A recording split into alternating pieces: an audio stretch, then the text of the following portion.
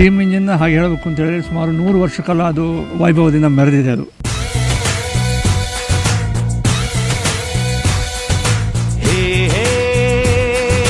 1830ರಲ್ಲಿ ಇಂಗ್ಲೆಂಡ್ನಲ್ಲಿ ಮೊಟ್ಟ ಮೊದಲನೇ ಬಾರಿಗೆ ಸ್ಟೀಮ್ ಇಂಜಿನ್ ಪಬ್ಲಿಕ್ಕಿಗೋಸ್ಕರ ಓಡಿಸಿದರು.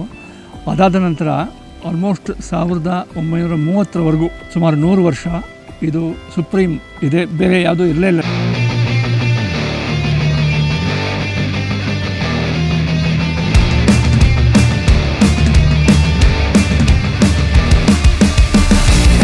ಹೋಗಿ ಬಂಡಿ ಅಂತ ಹೇಳ್ತಾ ಇದ್ರಲ್ಲ, ಅದಕ್ಕೋಸ್ಕರ ಅವರಿಗೆ ಇಂಪಾರ್ಟೆಂಟಾಗಿ ನೀರು ಮತ್ತು ಕಲ್ಲಿದ್ದಲು ಇದರಿಂದ ಓಡ್ತಾ ಇತ್ತು ಗಾಡಿ. ಕಲ್ಲಿದ್ದಲಿಂದ ಯೂಸ್ ಮಾಡಿ ಬೆಂಕಿ ಹಾಕಿ ನೀರನ್ನ ಹೀಟ್ ಮಾಡಿ ಸ್ಟೀಮ್ ಜನ್ರೇಟ್ ಆದಾಗ ಅದು ಸ್ಟೀಮ್ ಇಂಜಿನ್ ವರ್ಕ್ ಆಗ್ತಾಯಿತ್ತು.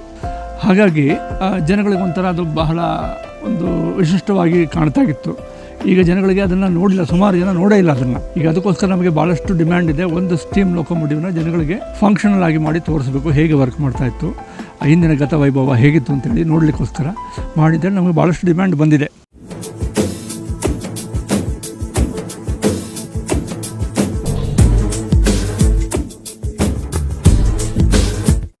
ವಾರಾಂತ್ಯದಲ್ಲಿ ಶನಿವಾರ ಭಾನುವಾರ ದಿವಸ ಬರ್ತಾರಲ್ಲ ವಿಸಿಟರ್ಸ್ಗೋಸ್ಕರ, ವಿಶೇಷವಾಗಿ ಈ ಒಂದು ಟ್ರಿಪ್ ಅವರಿಗೆ ಹೇಗೆ ಫಂಕ್ಷನ್ ಮಾಡ್ತಾರೆ ಅಂತ ಸ್ವಲ್ಪ ದೂರ ಅದನ್ನು ತಗೊಂಡೋಗಿ ತೋರಿಸಬೇಕು ಅನ್ನೋದೊಂದು ಪ್ಲ್ಯಾನ್ ಇದೆ.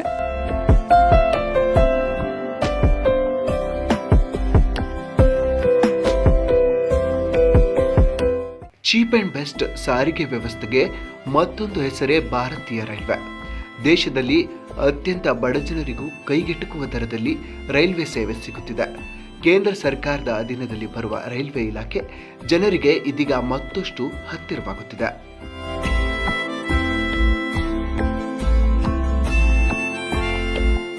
ಭಾರತ ಸರ್ಕಾರದ ರೈಲ್ವೆ ಖಾತೆಯ ಅಧೀನದ ಒಂದು ಇಲಾಖೆ.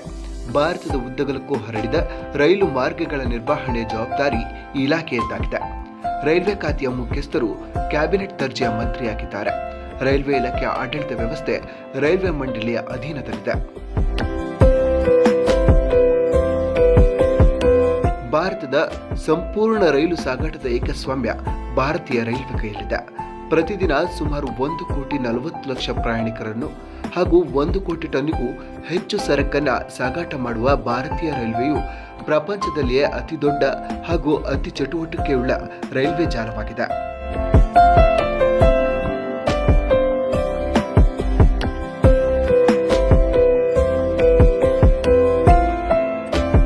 ಭಾರತೀಯ ರೈಲ್ವೆಯಲ್ಲಿ 16 ಲಕ್ಷ ಜನ ನೌಕರರಿದ್ದು, ಇದು ಪ್ರಪಂಚದಲ್ಲಿಯೇ ಯಾವುದೇ ವಾಣಿಜ್ಯ ಅಥವಾ ಸಾರ್ವಜನಿಕರ ಬಳಕೆಯ ಸೇವಾ ಕ್ಷೇತ್ರದಲ್ಲಿ ಅತಿ ಹೆಚ್ಚು ಎಂದು ಪರಿಗಣಿಸಲಾಗಿದೆ. ಒಂದೇ ಸಂಸ್ಥೆಯಲ್ಲಿ ಇದಕ್ಕಿಂತ ಹೆಚ್ಚು ಜನರಿರುವುದು ಚೀನಾದ ಸೇನೆಯಲ್ಲಿ ಮಾತ್ರ ಎಂದು ಹೇಳಲಾಗುತ್ತದೆ. ಭಾರತೀಯ ರೈಲ್ವೆಯು ಭಾರತದಾದ್ಯಂತ 63,140 ಕಿಲೋಮೀಟರ್ಗಳಷ್ಟು ಉದ್ದಕ್ಕೆ ಚಾಚಿಕೊಂಡಿದೆ. ಪ್ರತಿದಿನ 8,706 ಪ್ರಯಾಣಿಕ ರೈಲುಗಳು ಸೇರಿದಂತೆ ಒಟ್ಟು 14,444 ರೈಲುಗಳು ಓಡಾಡುತ್ತವೆ. ಭಾರತದಲ್ಲಿ ಮೊದಲ ಬಾರಿಗೆ ರೈಲ್ವೆ ಪದ್ಧತಿ ಸ್ಥಾಪನೆಯಾಗಿದ್ದು 1853ರಲ್ಲಿ. ಭಾರತಕ್ಕೆ 1947ರಲ್ಲಿ ಸ್ವಾತಂತ್ರ್ಯ ಬರುವ ವೇಳೆಯಲ್ಲಿ 42 ರೈಲ್ವೆಗಳು ಅಸ್ತಿತ್ವದಲ್ಲಿದ್ದವು. 1951ರಲ್ಲಿ ಇವೆಲ್ಲವನ್ನ ರಾಷ್ಟ್ರೀಕರಿಸಿ ಒಂದುಗೂಡಿಸಲಾಯಿತು. ಈ ಮೂಲಕ ಭಾರತೀಯ ರೈಲ್ವೆಯು ಜಗತ್ತಿನಲ್ಲಿಯೇ ಅತಿ ದೊಡ್ಡ ರೈಲ್ವೆ ಜಾಲಗಳಲ್ಲಿ ಒಂದಾಯಿತು.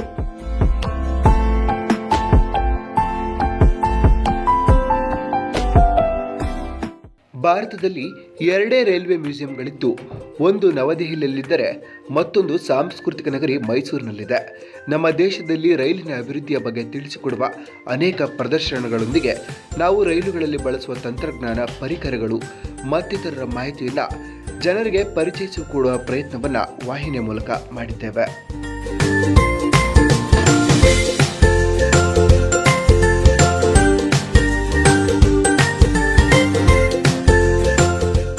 ಸಾವಿರದ 1979ರಲ್ಲಿ PM ಜೋಸೆಫ್ ಅವರ ಶ್ರಮದಿಂದ ಈ ಮೈಸೂರು ರೈಲ್ವೆ ಮ್ಯೂಸಿಯಂ ಪ್ರಾರಂಭವಾಯಿತು. ಅಂದಿನಿಂದ ಇಲ್ಲಿಯ ತನಕ ಇಲ್ಲಿ ಹಲವಾರು ರೀತಿಯ ರೈಲಿನ ಬೋಗಿಗಳು ಹಾಗೂ ಇಂಜಿನ್ಗಳನ್ನು ಪ್ರದರ್ಶನಕ್ಕೆ ಇಟ್ಟಿದ್ದಾರೆ.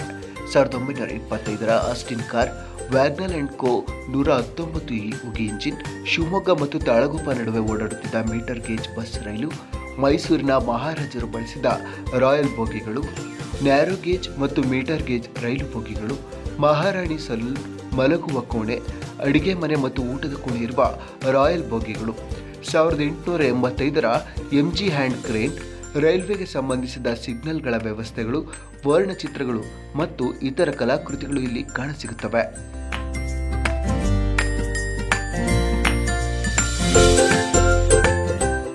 ಮೈಸೂರು ರೈಲು ವಸ್ತು ಸಂಗ್ರಹಾಲಯವು ಮಕ್ಕಳಿಗಾಗಿ ಬ್ಯಾಟರಿ ಚಾಲಿತ ಆಟಿಕೆಯ ರೈಲು ಹೊಂದಿದೆ. ಇದು ಸಂಗ್ರಹಾಲಯದ ಸುತ್ತ ಒಂದು ಸುತ್ತು ಹಾಕಿ ಪ್ರವಾಸಿಗರಿಗೆ ಮಜಬೂತಾದ ಅನುಭವವನ್ನು ನೀಡುತ್ತದೆ. ಅಲ್ಲಿರುವ ಪ್ರತಿಯೊಂದು ಆಟಿಕೆಗಳನ್ನು ರೈಲ್ವೆ ವಸ್ತುಗಳಿಂದಲೇ ಬಳಸಿ ಮಾಡಲಾಗಿದೆ. ಸಾಲಾಗಿ ನಿಂತ ವಾದ್ಯ ವೃಂದದವರನ್ನು ನೋಡಲು ನಯನ ಮನೋಹರವಾಗಿದೆ.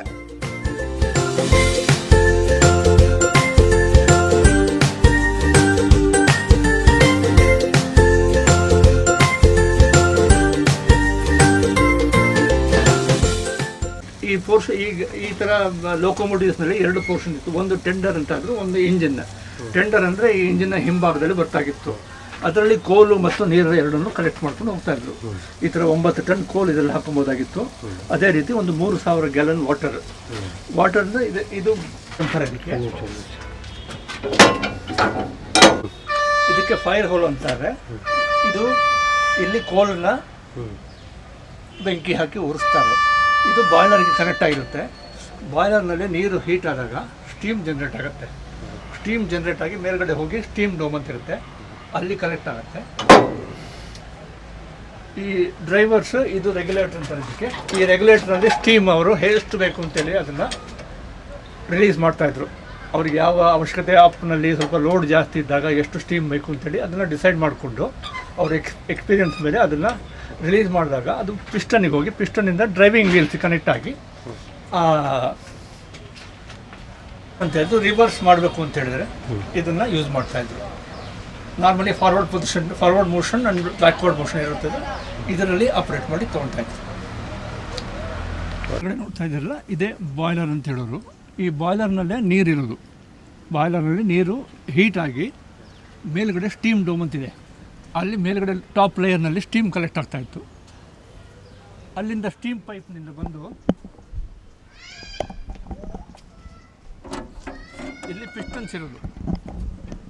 ಈ ಪಿಸ್ಟನ್ಸ್ ಆ ಸ್ಟೀಮಿನ ಪ್ರೆಷರಿಗೆ ಈ ಪಿಸ್ಟನ್ಸು ಮುಂದೆ ಹಿಂದೆ ಹೋಗ್ತಾಯಿದ್ದು. ಈ ಇದನ್ನು ಡ್ರೈವಿಂಗ್ ವೀಲ್ಸ್ಗೆ ಕನೆಕ್ಟ್ ಮಾಡಿರೋರು. ಪಿಸ್ಟನ್ ಮೂವ್ ಆದಾಗ ಇದನ್ನು ಡ್ರೈವಿಂಗ್ ವೀಲ್ಸ್ ಅಂತ ಹೇಳ್ತಾರೆ. ಈ 3 ಕಾಣ್ತಾ ಇದೆಯಲ್ಲ, ಇದು ಡ್ರೈವಿಂಗ್ ವೀಲ್ಸ್ ಅಂತಾರೆ. ಆ ಪಿಸ್ಟನ್ ಮೂವ್ ಆದಾಗ ಈ ಡ್ರೈವಿಂಗ್ ವೀಲ್ಸ್ ಕನೆಕ್ಟ್ ಆಗಿರೋದ್ರಿಂದ ಇಟ್ ವಿಲ್ ಸ್ಟಾರ್ಟ್ ಮೂವಿಂಗ್. ಈ ಕ್ಯಾಟಗರಿ ಲೊಕೊಮೋಟಿವ್ನಲ್ಲಿ 3000 ಗ್ಯಾಲನ್ ಅಂದರೆ ಸುಮಾರು ಒಂದು 20,000 ಲೀಟರ್ ವಾಟರ್ ಮತ್ತು 9 ಟನ್ ಕೋಲು ಇದ್ರ ಕೆಪಾಸಿಟಿ ಇದ್ರದ್ದು ಟೆಂಡರ್. ಇದೆರಡೂ ಸೇರಿ, ಇಂಜಿನ್ನು ಮತ್ತು ಟೆಂಡರ್ ಎರಡೂ ಸೇರಿ ಸುಮಾರು 100 ಟನ್ನಷ್ಟು ಭಾರ ಇರೋದು. ಒಂದು 18,000 to 20,000 kg ವೆಯ್ಟ್ನ ಇದನ್ನು ತೊಗೊಂಡು ಹೋಗ್ತಾಯಿತ್ತು. ನೀರಿಗೆ ಮುಂಚೆಲ್ಲ ವಾಟ್ರಿಂಗ್ ಸ್ಟೇಷನ್ ಅಂತ ಹೇಳಿದೆ. ಎವ್ರಿ 40 ಕಿಲೋಮೀಟ್ರು 50 ಕಿಲೋಮೀಟ್ರಲ್ಲಿ ಪ್ರತಿಯೊಂದು ಸ್ಟೀಮ್ ಪೀರಿಯಡ್ನಲ್ಲಿ ಒಂದು ವಾಟ್ರಿಂಗ್ ಸ್ಟೇಷನ್ ಅಂತ ಇರೋದು. ಅಲ್ಲಿ ನೀರು ತುಂಬಿಸ್ಕೊಂಡು ಹೋಗೋರು. ಇದು ಒಂದು 115 ಲೀಟ್ರ್ ನೀರಿಗೆ ನಿಮ್ಗೆ 1 ಕಿಲೋಮೀಟ್ರ್ ಹೋಗ್ಬೋದು ಅಷ್ಟೇ. 1.5 ಕಿಲೋಮೀಟ್ರ್ ಹೋಗ್ಬೋದು. 115 to 135 ಲೀಟ್ರ್ ನೀರಿನಲ್ಲಿ 1.6 ಕಿಲೋಮೀಟರ್ ಅಥವಾ 1 ಮೈಲು ಅಂತ ಹೇಳಿದಾಗ 1 ಮೈಲಷ್ಟು ಹೋಗ್ಬೋದು. ಅಂದರೆ ಸುಮಾರು ಒಂದು 160 ಕಿಲೋಮೀಟ್ರ್ ಹೋಗಬೇಕು ಅಂತ ಹೇಳಿದ್ರೆ ಈ ನೀರು ಪೂರ ಖಾಲಿ ಆಗ್ಬಿಡೋದು. ಅದಕ್ಕೋಸ್ಕರ ಏನು ಮಾಡೋದು ಅಂದರೆ ಪ್ರತಿ 40 ಕಿಲೋಮೀಟ್ರ್ 50 ಕಿಲೋಮೀಟ್ರಿಗೆ ಒಂದು ವಾಟ್ರಿಂಗ್ ಸ್ಟೇಷನ್ ಅಂತ ಇರೋದು. ಅಲ್ಲಿ ನೀರು ತುಂಬಿಕೊಂಡು ಮತ್ತೆ ಹೋಗೋದು ಮುಂದೆ. ಕೋಲು ಸುಮಾರು ಒಂದು 9 ಟನ್ ಹಾಕಿದ್ರು ಅಂದರೆ ಒಂದು ಅಪ್ ಟು 500 ಕಿಲೋಮೀಟರ್ಸ್ ಅದಕ್ಕೆ ರೇಂಜ್ ಇರೋದು. 500 ಕಿಲೋಮೀಟರ್ ಹೋಗ್ಬೋದು. ಇದು ಸ್ಟೀಮ್ದು ಅದರದ್ದೇ ಒಂದು ಇತಿಹಾಸ ಇದೆ. ಮೊಟ್ಟ ಮೊದಲಿಗೆ ನಮ್ಮ ಟ್ರೈನ್ ಸ್ಟಾರ್ಟ್ ಆಗಿದ್ದೆ ಸ್ಟೀಮ್ ಲೋಕೋಮೋಟಿವ್ಸಿಂದ. ಈಗ ಸ್ಪೀಡ್ ಅಧಿಕ ಭಾರನ್ನು ತೊಗೊಂಡು ಹೋಗಲಿಕ್ಕೆ ಈಗ ಅಪ್ ಟು 6,000 7,000 ಟನ್ಸ್ ಒಂದೇ ಸಲ ತೊಗೊಂಡೋಗುವಂಥ ಇಂಜಿನ್ಗಳು ಬಂದಿದೆ ಈಗ. ಆ ಲೆಕ್ಕ ನೋಡಿದ್ರೆ ಮಾಡ್ರನ್ ಇದರಲ್ಲಿ ಈ ಉಪಯೋಗ ಆಗ್ತಿರಲಿಲ್ಲ. ಬಟ್ ಇದು ಒಂದು ಹೆರಿಟೇಜ್, ಇದಕ್ಕೋಸ್ಕರ ಇಟ್ಕೊಂಡಿದ್ದೀವಿ ನಾವು. ಮೈಸೂರು ರೈಲು ವಸ್ತು ಸಂಗ್ರಹಾಲಯವು ಸೋಮವಾರ ಹೊರತುಪಡಿಸಿ ಎಲ್ಲ ದಿನಗಳಲ್ಲೂ ಬೆಳಗ್ಗೆ 9ರಿಂದ ಸಂಜೆ 5:30 ತನಕ ತೆರೆದಿರುತ್ತದೆ. ಸಂಜೆ 4ವರೆಗೆ ಟಿಕೆಟ್ ಮಾರಾಟ ನಿಲ್ಲುತ್ತದೆ. ವಿಂಟೇಜ್ ಲೋಕೋಮೋಟರ್ಗಳನ್ನು ಹೊರಗಡೆ ಪ್ರದರ್ಶನಕ್ಕಿಟ್ಟಿರುವ ಏಕೈಕ ಮ್ಯೂಸಿಯಂ ಎಂದರೆ ಅದು ಮೈಸೂರು ರೈಲು ವಸ್ತು ಸಂಗ್ರಹಾಲಯ ಮಾತ್ರ.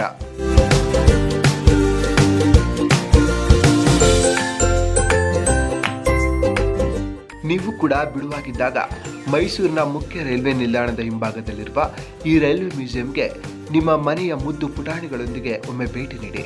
ಭಾರತದಲ್ಲಿ ರೈಲ್ವೆ ಇತಿಹಾಸ ಬೆಳೆದು ಬಂದ ದಾರಿಯ ಬಗ್ಗೆ ತಿಳಿದುಕೊಂಡು ಮಕ್ಕಳೊಂದಿಗೆ ಪುಟಾಣಿ ರೈಲಿನಲ್ಲಿ ಒಂದು ರೌಂಡ್ ಹಾಕಿ ಸಂತಸ ಪಡಿ.